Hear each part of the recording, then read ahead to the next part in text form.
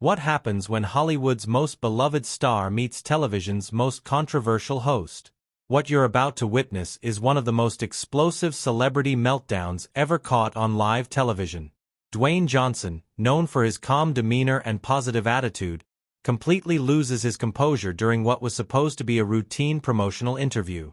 The man who built his career on respect and professionalism finds himself in a verbal battle that will leave you speechless.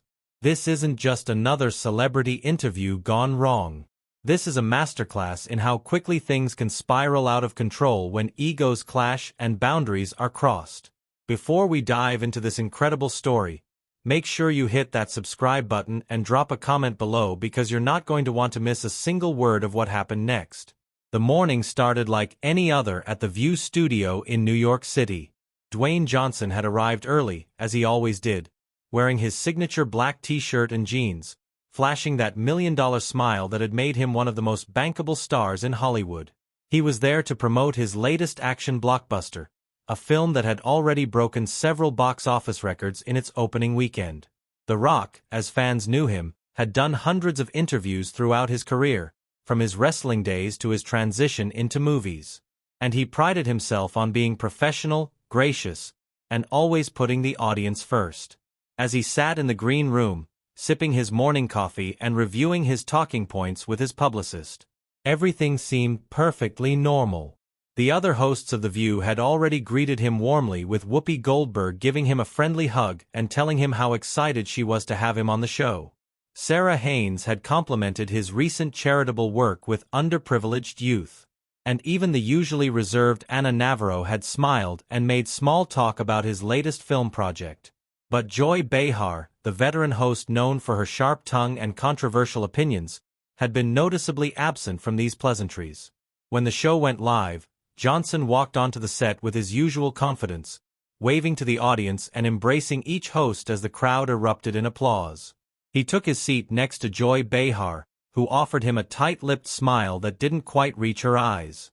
The interview began smoothly enough, with Whoopi asking about his training regimen and his transition from wrestling to acting. Johnson answered with his characteristic charm, telling stories that had the audience laughing and the other hosts nodding appreciatively. But then it was Joy Behar's turn to ask questions, and the atmosphere in the studio began to shift. She leaned forward in her chair, her expression serious as she shuffled through her notes. "Dwayne," she began, her voice carrying a tone that was noticeably different from the friendly banter that had preceded her. "I want to talk about something that's been bothering me about your recent comments regarding work ethic and success." Johnson's smile faltered slightly, but he maintained his composure. "Sure, Joy. What would you like to know?" "Well," Behar continued, her voice growing sharper, "you've been going around telling people that anyone can achieve success if they just work hard enough. But don't you think that's a bit naive? I mean, you came from a wrestling family. You had connections. You had advantages that most people don't have. Isn't it a little insulting to suggest that people who are struggling just aren't working hard enough?" The question hung in the air like a challenge, and Johnson could feel the energy in the room change. The other hosts shifted uncomfortably in their seats, and even the audience seemed to sense that something was off. This wasn't the kind of softball question he was used to getting during promotional interviews. "I think there might be a misunderstanding here, Joy," Johnson replied, his voice still controlled, but with a slight edge creeping in. "I've never said that success is only about hard work. I've always acknowledged that I've been fortunate and that I've had support along the way. But I do believe that hard work is essential, and I think most people would agree with that." But Behar wasn't finished. She leaned back in her chair, a smug expression crossing her face. "Oh, come on, Dwayne. Let's be honest here. You've made millions of dollars telling people to follow their dreams and work hard, but you're selling them a fantasy. Most people who work hard their entire lives never get anywhere close to your level of success. Don't you think you have a responsibility to be more honest about that?" The accusation hit Johnson like a physical blow. His jaw tightened, and for the first time in the interview, his famous smile completely disappeared. The other hosts looked stunned, with Whoopi actually turning to stare at Behar in disbelief. The audience, which had been enthusiastic and supportive just moments before, fell into an uncomfortable silence. "I think you're mischaracterizing what I've said," Johnson replied, his voice now noticeably strained. "I've always been transparent about my journey, including the failures and setbacks. I've never promised anyone that hard work guarantees success, but I do believe it's necessary. And frankly, I'm not sure why you're trying to turn this into something negative." But Joy Behar was just getting started. She had clearly come prepared for this moment, and she wasn't going to let the opportunity slip away. "Negative," she repeated, her voice rising. "I think what's negative is giving people false hope. I think what's negative is pretending that the American dream is still alive and well, when we know that social mobility is at an all-time low. You're selling people a lie, Dwayne, and you're getting rich doing it." The words hung in the air like a slap across the face. Johnson's hands, which had been resting calmly on his lap, now gripped the arms of his chair. His breathing had become more pronounced, and the famous composure that had carried him through countless interviews was beginning to crack. The other hosts were exchanging worried glances, and even the camera operators seemed to sense that something unprecedented was happening. "Joy," Johnson said, his voice now barely controlled, "I came here to talk about my movie, to have a pleasant conversation with you and your colleagues, and to connect with the audience. I don't know why you're attacking me or what you're trying to accomplish here, but this isn't what I signed up for." But Behar wasn't backing down. If anything, she seemed energized by his discomfort, like a predator that had caught the scent of weakness. "This is exactly what you signed up for, Dwayne. You signed up to be a public figure, to influence people, to take their money.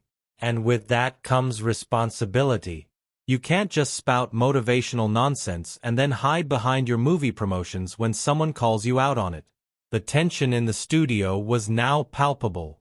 The audience had gone from uncomfortable silence to an almost electric anticipation, sensing that they were witnessing something extraordinary. Johnson's publicist, watching from the wings, was frantically trying to get the attention of the show's producers, but the cameras kept rolling, capturing every moment of what was rapidly becoming a disaster. Johnson took a deep breath, clearly trying to regain his composure, but the damage was already done. The careful facade of the promotional interview had been shattered, and both he and Behar knew that there was no going back. The man who had built his entire brand on positivity and inspiration was about to show a side of himself that the public had never seen before. "You know what, Joy?" Johnson said, his voice now carrying a dangerous edge that made everyone in the studio sit up straighter. "I think I'm beginning to understand what this is really about." "You know what, Joy?" Johnson said, his voice now carrying a dangerous edge that made everyone in the studio sit up straighter. "I think I'm beginning to understand what this is really about." Behar's eyes narrowed, sensing that she had pushed the Hollywood superstar to a breaking point. But instead of backing down, she seemed to relish the moment. "Oh, really? And what's that supposed to mean?" Johnson leaned forward in his chair, his massive frame suddenly seeming even more imposing under the studio lights. "This isn't about my message or my success or helping people. This is about you needing to tear someone down to make yourself feel relevant. This is about you taking shots at someone who's actually trying to make a positive difference in the world because it gets you attention." The studio felt deadly silent. Even the crew members who had been moving around behind the cameras froze in place. Whoopi Goldberg's eyes widened in shock while Sarah Haynes looked like she wanted to crawl under the table. Anna Navarro sat perfectly still, her mouth slightly open as if she couldn't believe what she was witnessing. But Joy Behar wasn't intimidated. If anything, Johnson's accusations seemed to fuel her fire.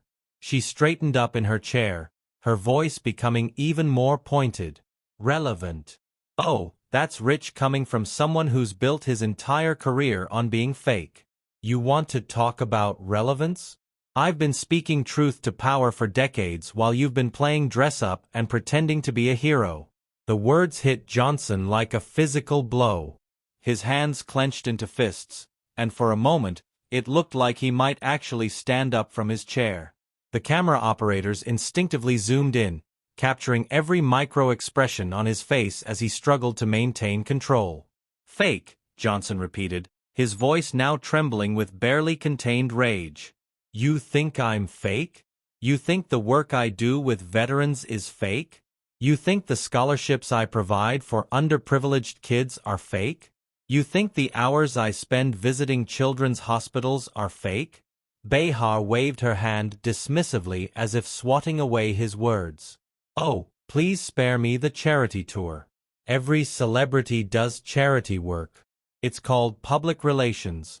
Dwayne, what I'm talking about is your message, your brand, this whole positive thinking nonsense that you've been peddling. It's fake. It's harmful, and it's irresponsible." The other hosts were now looking genuinely alarmed. Whoopi cleared her throat, clearly trying to intervene. "Maybe we should." "No," Johnson interrupted, his voice cutting through the tension like a knife. "No, I want to hear this. I want to understand why Joy thinks that encouraging people to work hard and believe in themselves is somehow harmful. I want to know why she thinks that sharing my story and the lessons I've learned is irresponsible." Behar leaned back in her chair, clearly enjoying the fact that she had gotten such a strong reaction. "Because your story isn't the norm, Dwayne. Your story is the exception. And when you go around telling people that they can achieve what you've achieved if they just believe in themselves and work hard enough, you're setting them up for failure. You're making them think that if they don't succeed, it's their fault for not working hard enough or not believing enough." Johnson's face was now flushed with anger. His usual calm demeanor completely shattered. "So, what's the alternative, Joy? Should I tell people to give up? Should I tell them not to try? Should I tell them that they're destined to fail, so they might as well not even bother? You should tell them the truth," Behar shot back. "You should tell them that success is largely determined by factors beyond their control. You should tell them that the system is rigged, that the deck is stacked against them, and that no amount of positive thinking is going to change that."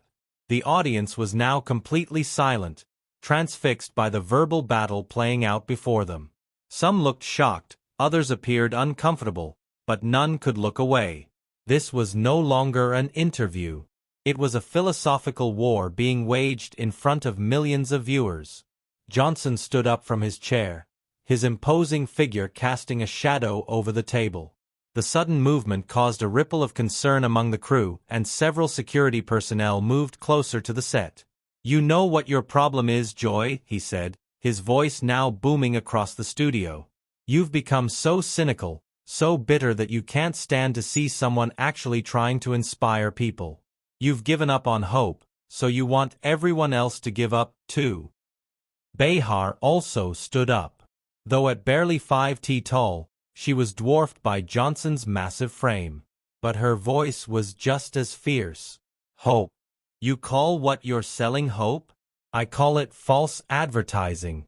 I call it taking advantage of people's desperation. You're no different from a televangelist promising miracles to people who send in their last dollar." The comparison to a televangelist was clearly the final straw for Johnson. His face contorted with rage, and he took a step closer to Behar, causing her to instinctively step back. "How dare you?" he said, his voice now a dangerous whisper that somehow carried more menace than if he had been shouting. "How dare you compare me to a con artist? How dare you suggest that I'm taking advantage of people?" The other hosts were now on their feet as well, with Whoopi moving between Johnson and Behar. Okay, let's all just take a breath here," she said, her voice carrying the authority of someone who had seen plenty of heated moments on television. But Johnson wasn't finished. He pointed his finger directly at Behar, his voice rising again. "You want to know what's really irresponsible, Joy? What's irresponsible is telling people that they shouldn't even try. What's irresponsible is crushing dreams before they even have a chance to grow. What's irresponsible is spreading the kind of negativity and hopelessness that you've been peddling for years." Behar's face had turned red with anger, and she was no longer even trying to maintain the pretense of professional decorum. Negativity. I'm being realistic. I'm being honest. Someone has to tell people the truth instead of feeding them fairy tales. Your truth, Johnson shot back, is poison. Your truth is giving up before you even start. Your truth is accepting failure as inevitable. Well, I reject your truth, Joy. I reject everything you stand for. The studio was now in complete chaos. The producers were frantically trying to figure out whether to cut to commercial. The other hosts were attempting to restore order, and the audience was sitting in stunned silence, unsure of what they were witnessing. Some looked thrilled to be seeing such an unfiltered moment, while others appeared genuinely concerned that the situation might escalate beyond words. Behar, despite being significantly smaller than Johnson, showed no signs of backing down. You reject my truth? Well, I reject your lies. I reject your superficial positivity. I reject your fake smile and your manufactured persona.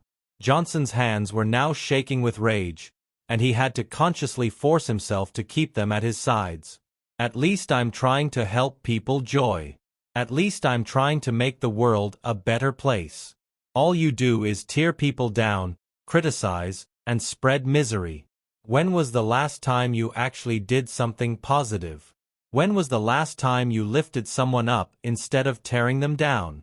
The question seemed to hit Behar in a way that the previous attacks hadn't. For just a moment, her composure cracked and something resembling hurt flashed across her face. But she quickly recovered, her voice becoming even more venomous. I lift people up by telling them the truth. Something you clearly wouldn't recognize if it hit you in your perfect face. Johnson laughed, but it was a bitter, humorless sound. The truth? You wouldn't know the truth if it came with a script and a teleprompter. You've been living in your little bubble of privilege and cynicism for so long that you've forgotten what real people actually face every day. Privilege? Behar's voice cracked with indignation. You're going to lecture me about privilege. You're worth hundreds of millions of dollars. You live in a mansion. You have people waiting on you hand and foot. And you're going to talk to me about privilege. The difference, Johnson said, his voice now deadly calm, is that I remember where I came from. I remember what it's like to struggle, to worry about paying rent, to wonder if you're going to make it. And instead of using that experience to crush other people's dreams, I use it to show them that things can get better. The tension in the room was so thick, it was almost suffocating. The crew members were exchanging worried glances, and several of them had their phones out, clearly ready to call for additional security if needed. The other hosts had given up trying to mediate and were simply watching in fascination and horror as two strong personalities clashed in the most public way possible. Behar's voice dropped to a whisper, but her words carried across the silent studio like a curse. You know what, Dwayne? I think you're scared. I think you're scared that deep down you know I'm right. I think you're scared that your whole message is built on a foundation of sand, and you can't handle anyone pointing that out. The accusation hung in the air like a challenge, and Johnson's response would determine whether this confrontation would end or escalate to an even more dangerous level. The accusation hung in the air like a challenge, and Johnson's response would determine whether this confrontation would end or escalate to an even more dangerous level. For a moment, Johnson stood perfectly still, his chest rising and falling with controlled breaths. The silence stretched on for what felt like an eternity, with everyone in the studio holding their breath, waiting to see how Hollywood's most beloved star would react to such a direct and personal attack. Then something shifted in Johnson's expression. The anger that had been building throughout the interview suddenly transformed into something else entirely, something colder and more calculated. When he finally spoke, his voice was quiet, but it carried a weight that made everyone in the studio lean forward to hear every word. You know what, Joy? He said, his tone now eerily calm. You're absolutely right about one thing. I am scared. I'm scared that there are people like you in positions of influence. People who would rather tear down hope than build it up. I'm scared that your brand of toxic cynicism is what passes for wisdom in our culture. Behar opened her mouth to respond. But Johnson held up his hand, and the gesture was so commanding that she actually stopped speaking. "But here's what I'm not scared of," he continued, his voice growing stronger with each word. "I'm not scared of the truth. The truth is that yes, I've been incredibly fortunate. The truth is that success isn't guaranteed no matter how hard you work. But the truth is also that giving up guarantees failure. The truth is that hope, even false hope, is better than no hope at all." He took a step closer to Behar, his presence now dominating the entire studio. "You want to know what's really scary, Joy? What's scary is that you've given up on people. You've decided that they're not worth believing in, not worth fighting for, not worth inspiring. You've appointed yourself the voice of reality, but your reality is just surrender dressed up as wisdom." The audience was completely transfixed. Some were recording on their phones. Others were simply staring in awe at this unprecedented display of raw emotion from one of Hollywood's most controlled personalities. Behar's face was now pale, but her voice still carried defiance. "So, what are you saying, Dwayne? That I should just shut up and let you keep selling your fantasy?" Johnson's laugh was sharp and bitter. "I'm saying that maybe, just maybe, you should ask yourself when you became so invested in proving that dreams don't come true. I'm saying that maybe you should wonder why you've made it your mission to convince people that they're destined to fail. Because they are." Behar shot back, her voice cracking with emotion. "Most people are destined to fail, Dwayne. Most people will never achieve their dreams. And pretending otherwise is cruel." "No," Johnson said, his voice now thundering across the studio. "What's cruel is stealing someone's hope before they even have a chance to try. What's cruel is telling a kid from a broken home that they shouldn't bother dreaming of something better. What's cruel is convincing someone that they're powerless to change their circumstances." He leaned down so that he was at eye level with Behar, his voice dropping to an intense whisper. "You know what the real difference is between us, Joy? When I see someone struggling, I want to help them find a way up. When you see someone struggling, you want to convince them that struggling is all they'll ever do." The words hit Behar like a physical blow. For the first time in the entire confrontation, she seemed genuinely shaken, her usual quick wit and sharp tongue failing her. She opened her mouth to respond, but no words came out. Johnson straightened up, his massive frame casting a shadow over the entire panel. "I came here to talk about a movie," he said, his voice now carrying a note of finality. "I came here to have a conversation with professionals. What I found was someone so bitter, so consumed with negativity that she couldn't even let a simple promotional interview happen without trying to tear someone down." He turned to face the cameras, directly addressing the audience both in the studio and at home. "You know what? I'm done here. I'm done pretending that this kind of toxic behavior deserves a platform. I'm done pretending that Joy Behar's brand of cynicism is anything other than poison." The studio erupted in gasps and murmurs. Johnson had just called out one of television's most established hosts on live television, and everyone knew they were witnessing something that would be talked about for years to come. Behar finally found her voice, but it was shaky and defensive. "You can't just walk away from this, Dwayne. You can't just storm off because someone challenged your worldview." Johnson turned back to her, his eyes blazing with an intensity that made several people in the studio step back. "Watch me," he said simply. He began removing his microphone, his movements deliberate and controlled. "You want to know what's really challenged here, Joy? It's not my worldview.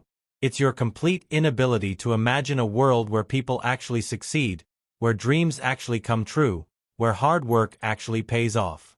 As he handed his microphone to a stunned crew member, he continued speaking, his voice carrying across the studio without amplification. "I've met thousands of people who've overcome incredible odds. I've seen single mothers work 3 jobs to put themselves through college. I've seen kids from the worst neighborhoods imaginable become doctors, teachers, entrepreneurs. But you know what? None of them would have made it if they'd listened to you. Behar was now standing behind her chair, using it almost like a shield. That's not fair, Dwayne. That's not what I'm saying. That's exactly what you're saying, Johnson replied, his voice cutting through her protests. You're saying that hope is a lie, that dreams are fantasies, that people should just accept whatever circumstances they're born into. You're saying that inspiration is irresponsible, and that optimism is naive.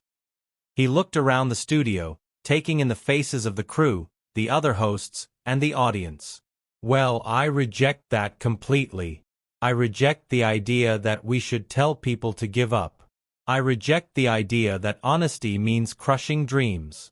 And I reject the idea that Joy Behar's bitterness should be the final word on what's possible in this world.